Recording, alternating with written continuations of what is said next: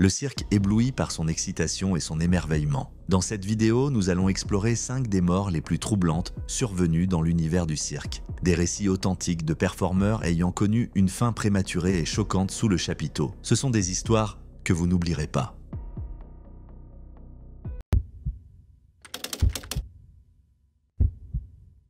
C'était en février 2017 à Sarasota en Floride lorsque la famille Wallenda, célèbre pour ses numéros audacieux sur fil, répétait une pyramide risquée à 8 personnes sans filet de sécurité.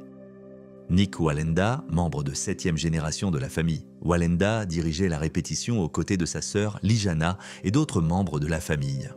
Se produire sans filet était une tradition ancestrale symbolisant leur courage et leur habileté. Cependant, cette journée allait rapidement tourner au drame. À l'époque, Nick, 38 ans, avait grandi dans une famille pour qui marcher sur des fils était une seconde nature. À seulement 2 ans, il avait déjà impressionné sa mère en arpentant un fil installé dans leur salon. L'héritage des Wallenda remonte à la fin des années 1700 en Autriche-Hongrie, où leurs acrobaties audacieuses leur valurent une renommée grandissante. Au fil des années, ils se firent connaître pour leurs performances vertigineuses sur fil, cimentant leur réputation de ceux prêts à prendre des risques extrêmes. La pyramide était placée à 35 pieds du sol lors de la répétition à Sarasota, avec Lijana au sommet. Soudain, l'un des artistes perdit l'équilibre, provoquant l'effondrement complet de la formation. 5 performeurs chutèrent alors que Nick et son cousin Blake parvinrent à s'accrocher au fil. La scène se transforma rapidement en chaos et 4 artistes furent grièvement blessés. Lijana subit les blessures les plus terribles, se brisant tous les os du visage et nécessitant une intervention chirurgicale immédiate. Plongée dans un coma médicalement induit, elle fut opérée pour recoller son visage à l'aide de plaques et de vis. Malgré la gravité de ses blessures, Lijana demeura résolue à se rétablir et à retourner sur le fil. Cet accident tragique n'était pas le premier de la famille Wallenda. En 1962, une pyramide composée de 7 personnes s'était effondrée lors d'un spectacle à Détroit, coûtant la vie à 2 oncles de Nick et Lijana, Dieter Schepp et Richard Fognan. Leur patriarche, Karl Wallenda, avait subi des blessures au bassin tandis qu'un autre membre de la famille se retrouva paralysé. 1 an plus tard, la belle-sœur de Karl, Rieta, mourut après une chute de 45 pieds lors d'un spectacle à Omaha, dans le Nebraska.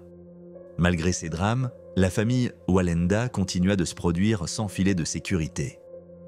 En 1978, à 73 ans, Karl Wallenda tenta une traversée sur fil entre 2 tours d'hôtel à San Juan, Puerto Rico.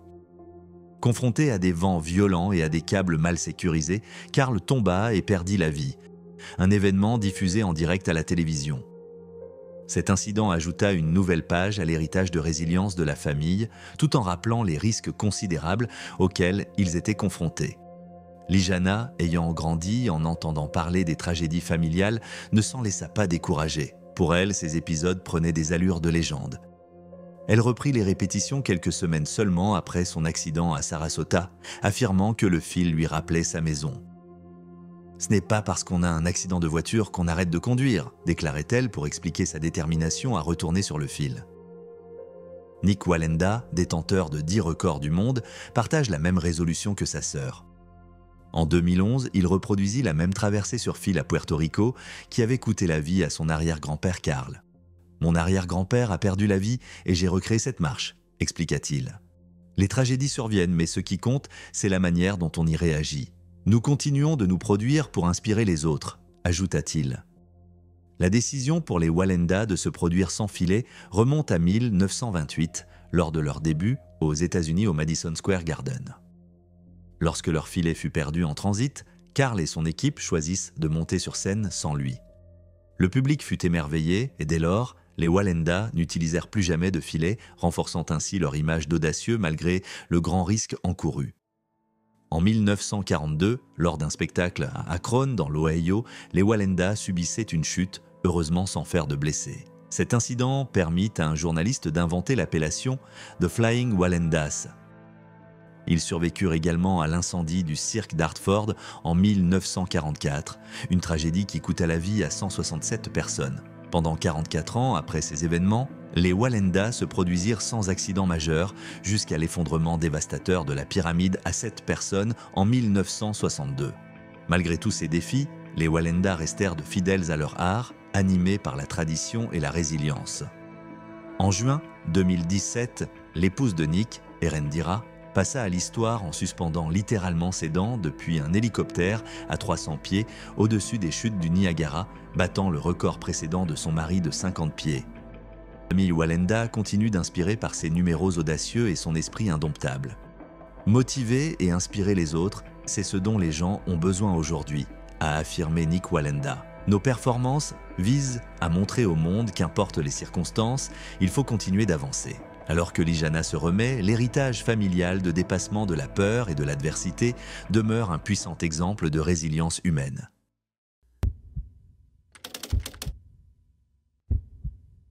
Le 13 septembre 1916, à Erwin, dans le Tennessee, un événement d'une horreur indescriptible eut lieu, l'un des épisodes les plus sombres de l'histoire du cirque américain. Une éléphante d'Asie de 5 tonnes, nommée Mary, fut pendue publiquement à une grue ferroviaire après avoir tué son soigneur. Cet acte brutal mit en lumière la cruauté et l'exploitation qui régnaient dans l'industrie du cirque à cette époque. Au début du XXe siècle, le cirque était extrêmement populaire aux États-Unis.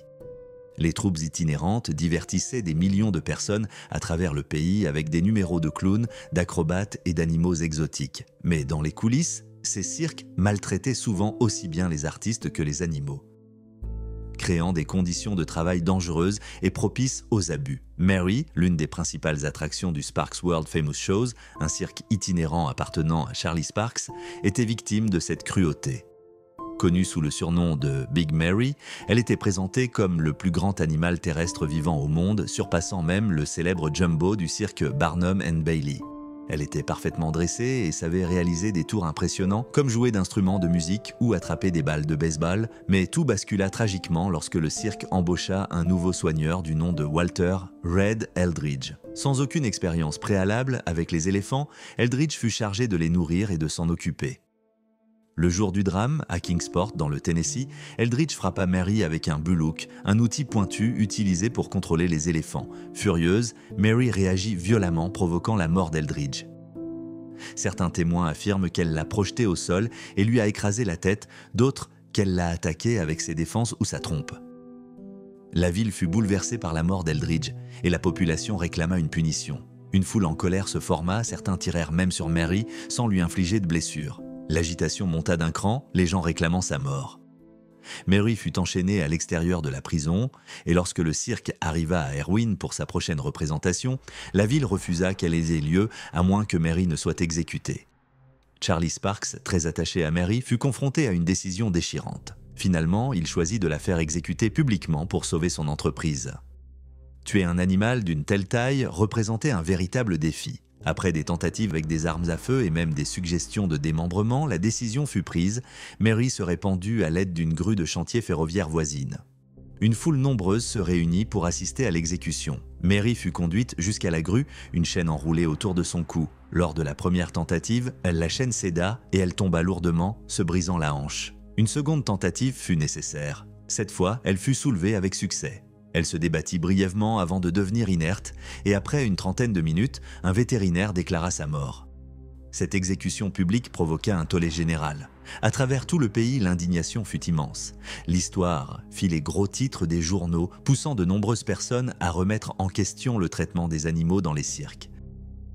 La mort tragique de Mary attira l'attention, mais elle ne fut malheureusement pas un cas isolé. Des incidents similaires survinrent comme l'électrocution de l'éléphant Topsy en 1903 ou l'abattage de Tyke en 1994.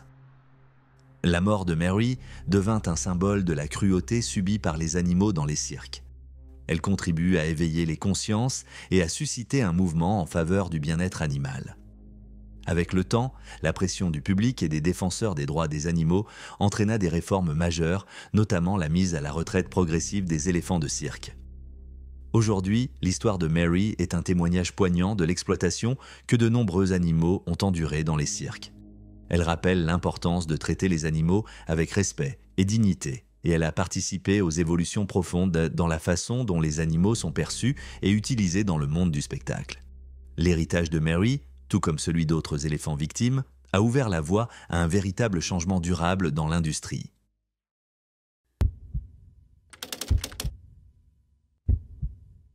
Le 22 mai 2004, à St. Paul, dans le Minnesota, une tragédie s'est déroulée sous le chapiteau du cirque Ringling Bros.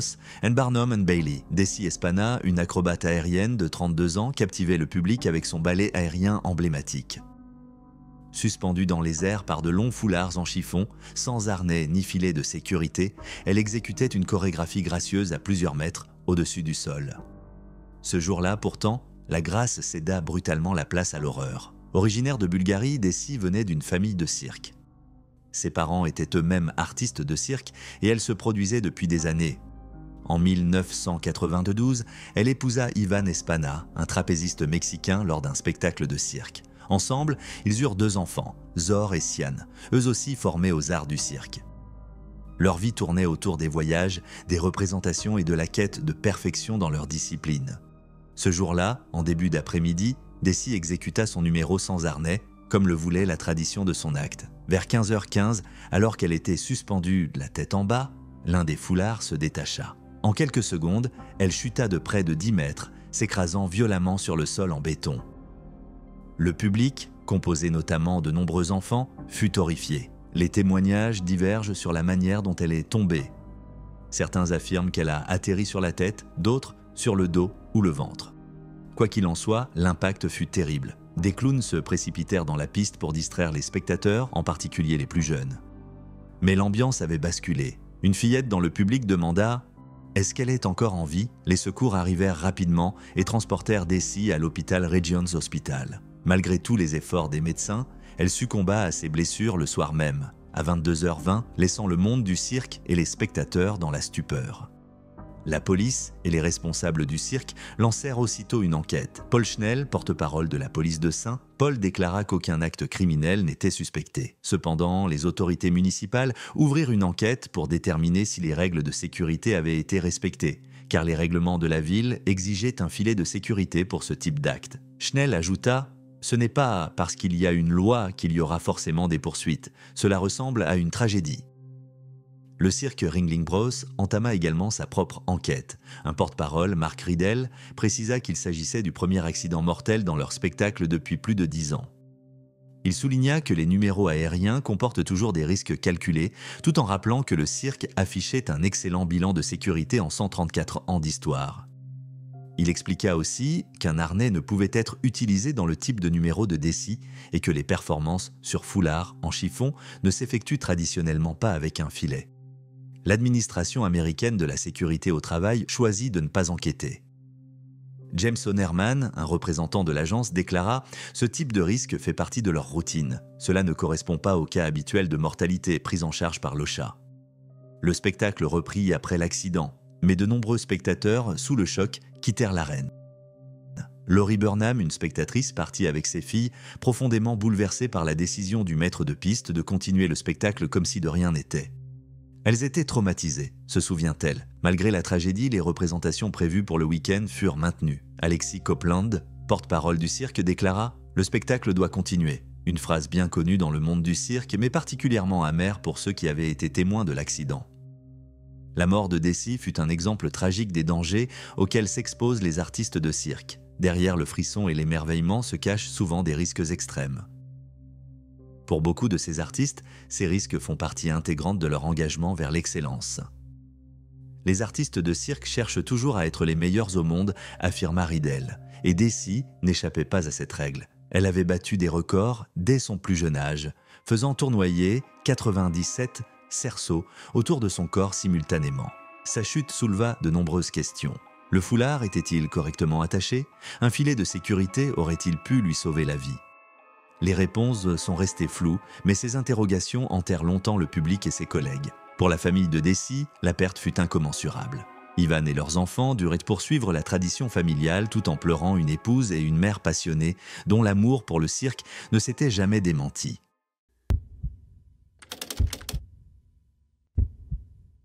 Le 29 juin 2013, au MGM Grand de Las Vegas, une tragédie a frappé le monde du spectacle. Sarah Guyard-Guillot, une acrobate de 31 ans, se produisait dans le spectacle K du Cirque du Soleil.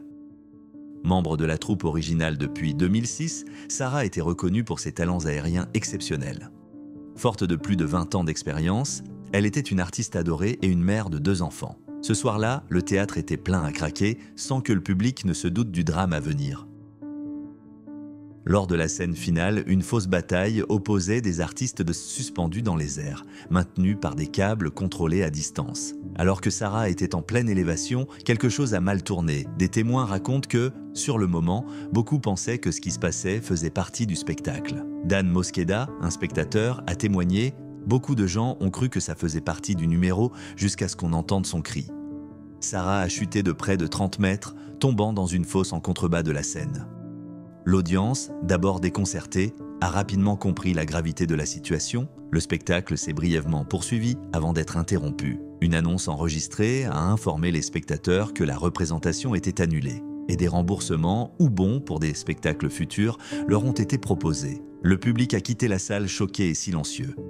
Sarah a été déclarée morte peu après son arrivée à l'hôpital. La cause ? Des traumatismes multiples dus à une chute violente, comme l'a confirmé le bureau du médecin légiste du comté de Clark.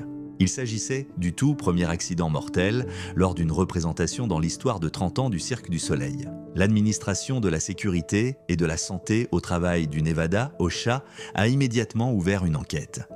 Il a été révélé que le câble qui soutenait Sarah avait glissé de sa poulie, frotté contre une arête tranchante, puis cédé. L'OSHA a conclu que le Cirque du Soleil n'avait pas fourni à Sarah une formation adéquate ni les mesures de sécurité nécessaires. L'entreprise a écopé de 6 infractions et d'une amende de plus de 25 000 $. Le MGM Grand a également été sanctionné d'une amende de 7 000 $ pour avoir exposé ses employés à des risques. À la suite de cette tragédie, le fondateur du Cirque du Soleil, Guy Laliberté, a publié un communiqué « J'ai le cœur brisé. Mes pensées les plus sincères vont à sa famille. Nous sommes bouleversés. Cet accident nous rappelle l'extraordinaire travail que nos artistes accomplissent chaque soir. » Le MGM Grand a exprimé également sa tristesse. Nous sommes profondément attristés par la perte de l'une de nos artistes talentueuses. Nos pensées vont à sa famille, à la troupe de K et à la famille du Cirque du Soleil. La mort de Sarah a profondément marqué ses collègues et ses élèves. Elle enseignait au Cirque Phi, un programme de cirque et de remise en forme destiné aux enfants à Las Vegas.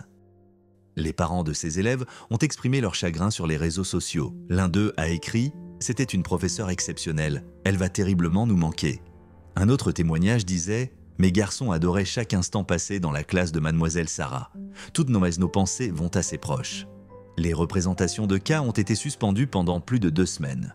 Durant cette période, le Cirque du Soleil a revu ses procédures de sécurité et apporté des ajustements. La porte-parole, René-Claude Ménard, a déclaré « Nous avons redoublé d'efforts pour assurer la sécurité de nos artistes et de notre personnel. » L'accident est survenu alors que les dirigeants du Cirque du Soleil étaient à Las Vegas pour la première de leur nouveau spectacle Michael Jackson 1. Le timing dramatique a mis en lumière l'importance vitale de la sécurité dans les spectacles en direct, surtout compte tenu de la complexité des productions du Cirque du Soleil. Née à Paris, Sarah, surnommée Sassoon, avait une longue carrière dans les performances aériennes. Elle était admirée pour son engagement, son talent et sa passion, laissant une empreinte durable au sein du Cirque du Soleil et dans toute la communauté artistique. L'enquête de l'OSHA a mis en évidence plusieurs défaillances en matière de sécurité ayant contribué à l'accident, formation insuffisante sur l'équipement et manque de mesures préventives adéquates. Le Cirque du Soleil et le MGM Grand ont tous deux été vivement critiqués. Malgré les sanctions, les deux entités ont affirmé leur volonté d'améliorer leurs normes de sécurité. Le Cirque du Soleil a révisé ses politiques internes après l'accident de Sarah, déclarant « Nous avons intensifié nos efforts pour garantir la sécurité de nos artistes et de notre équipe. » Le MGM a également rappelé que la sécurité demeurait une priorité absolue. Cet accident tragique a mis en évidence les dangers des spectacles en direct et l'urgence de normes de sécurité rigoureuses et de formation adéquate. La mort de Sarah nous rappelle les risques que prennent les artistes et l'importance de veiller à leur bien-être. La mémoire de Sarah Gouillard-Guillot perdure à travers tous ceux qu'elle a touchés. Ses élèves se souviennent d'elle comme d'une professeure inspirante et ses collègues comme d'une artiste talentueuse et passionnée.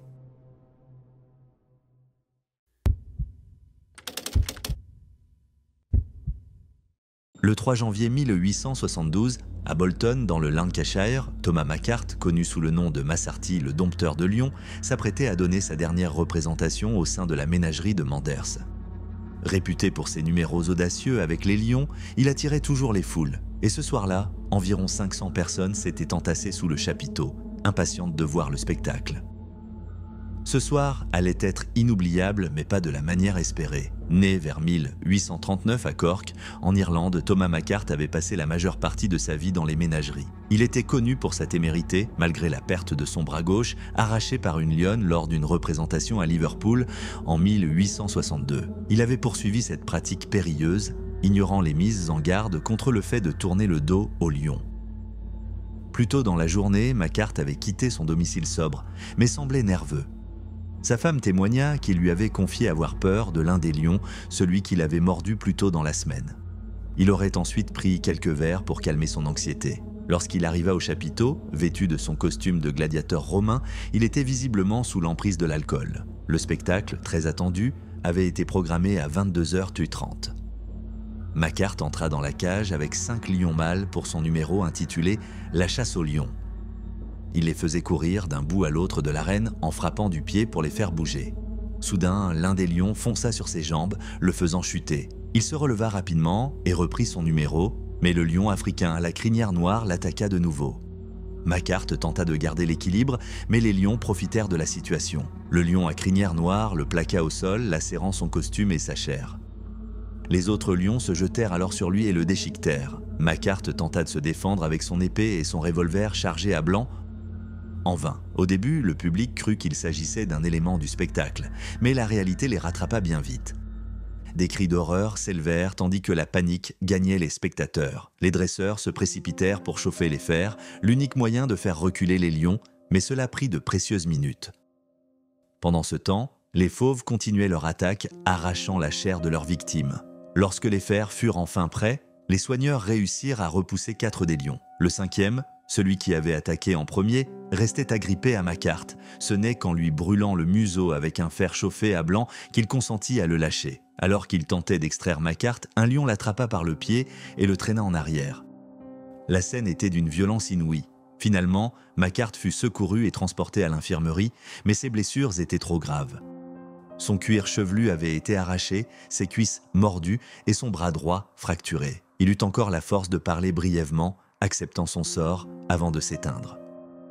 Thomas McCart fut enterré dans la section catholique du cimetière de Bolton.